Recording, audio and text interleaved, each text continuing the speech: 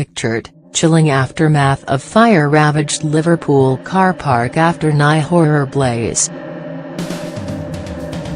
Flames burst from an exploding Land Rover and spread through all 7 levels of the multi-story next to Liverpool's Echo Arena, leaving families stranded and causing at least £10 million of damage.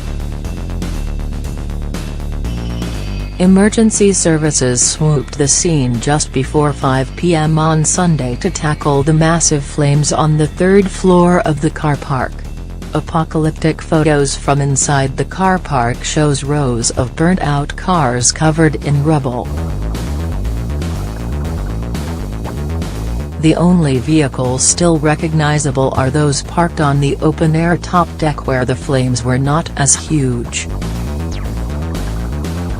It is believed the blaze was hot enough to melt aluminium, which is over 600 C, but could have been stopped by sprinklers, fire chiefs said. Dan Stevens, Chief Fire Officer at Merseyside Fire and Rescue Service, said, "One thing is for certain, had the building been sprinklered there is every chance that would have suppressed the fire sufficiently then for us to be able to go in and extinguish the fire without it spreading in the way that it did.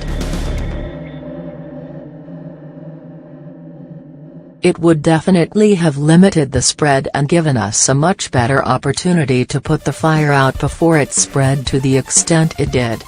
Fortunately, there were no fatalities or injuries from the fire." Witnesses have since described how they frantically grabbed their possessions and ran for their lives. "We've lost everything because our car was right next to the car that exploded," Sue Wright, wife of ex-England footballer Mark, said. "It was an old car that exploded as we're leaving the building. We were in our minibus and one of the kids shouted, 'There's a fire.' We've lost everything because our car was right next to the car that exploded." Cars were heard exploding every few seconds as firefighters battled to bring the fire under control into the early hours of New Year's Day. Merseyside police said initial investigations indicated that an accidental fire within a vehicle caused other cars to ignite. "We believe that all vehicles parked in the car park have been destroyed and advise owners to contact their insurance companies," the force said.